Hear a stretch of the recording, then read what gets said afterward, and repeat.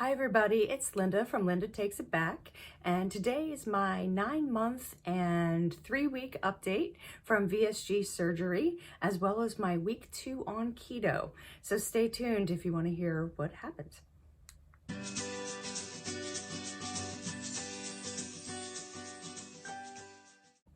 Okay guys, sorry for the messy background, but this is only a very small portion of what's actually going on in this room.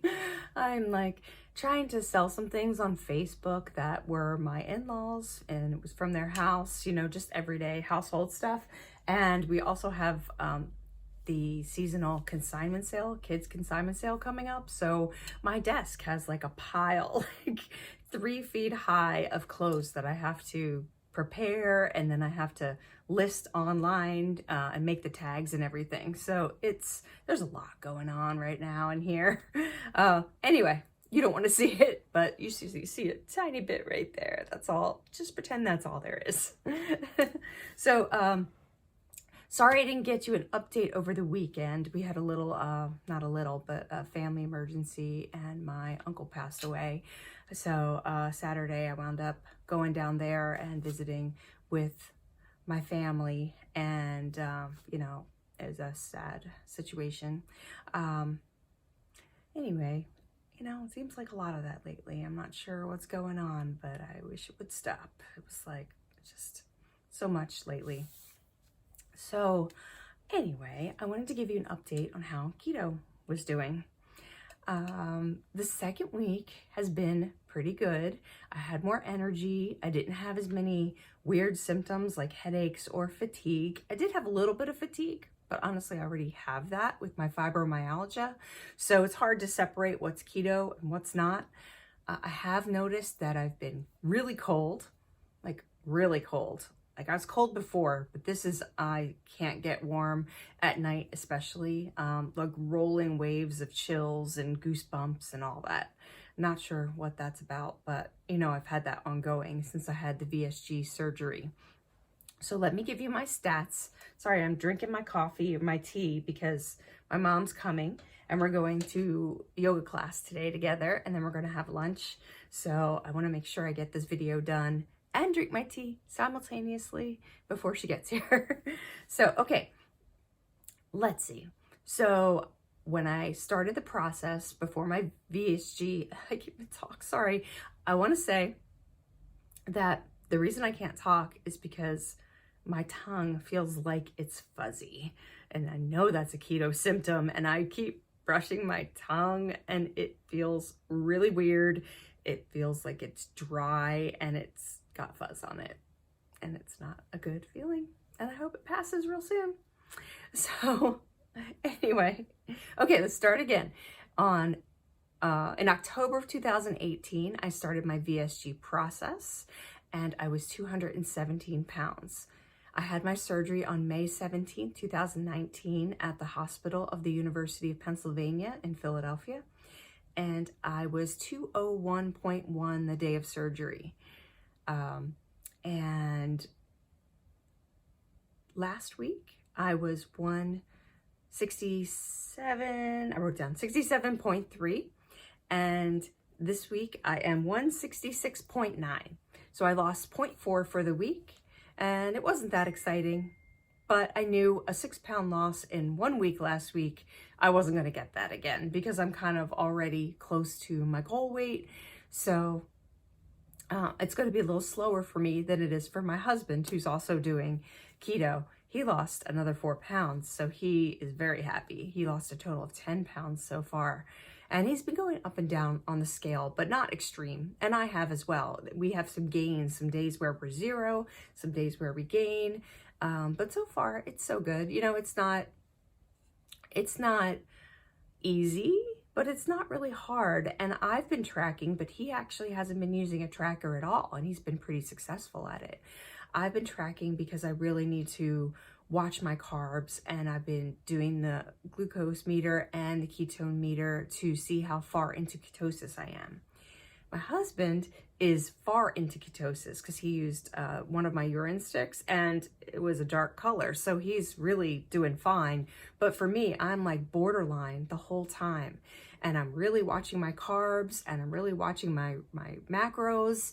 And I think that's just my metabolism, and that's just the way my body's working. So it's going to be a little tougher for me. As usual, that's why I had to have the weight loss surgery, to kind of bump things along and help me get to where I wanted to be. So this week, my ketones have ranged from, the lowest was 0.5, which was Sunday. And I think that's because Saturday I was rushing out of the house to go to my aunt's house, and I had a Built Bar, which I have not had this whole time. And I know that does spike your insulin a bit, but I needed something to eat, and I'm glad I did, because when I got there, they had pizza and hoagies and stuff like that. And I brought my own tea, so I was good to go for the few hours that I was there. And then, so my other readings were 0.7, and the highest was 0.9. So I have not hit a 1.0 in ketones yet. So I'm not sure what I need to do to get there, if I'll be able to get there, but I'm still technically in ketosis. So we're going to take it. If there's a weight loss, we're going to take it, even if it's small, and just keep plugging at it and see how far I can get. Okay, so what else has happened this week? One of the reasons I think I probably didn't lose a ton of weight is that we were trying out some recipes, or I was trying out some recipes, and my husband was eating them. So I did a meringue cookie from a YouTube video that I saw, and the YouTube video didn't have all the ingredients in the video, which was wonderful. Anyway, so you go to bother to make this whole cookie thing, and I looked in the description and it didn't list the recipe. So I just followed along with the video, and I'm like, I thought there'd be more ingredients in this, because I've made meringue cookies before, but I only did it once, so I couldn't really remember. And they came out kind of strange. I mean, they tasted all right, but they came out a little weird. And then I read that it was like a pinned comment underneath later, and it said you needed to add cream of tartar and a pinch of salt. I was like, what? Anyway, I'm not sure it would be for me either, because it didn't really have the crunch and consistency of a real meringue cookie. That was a little more dense, and it wasn't that sweet. Those artificial sweeteners sometimes kind of upset my stomach, so I've been testing that out too. So another one I made was a peanut butter cookie, and this was pretty good. It wasn't the consistency of a cookie. It was more like marzipan, but peanut butter. So it felt like it wasn't that sweet, so we added a few Chalk Zero white chocolate baking chips.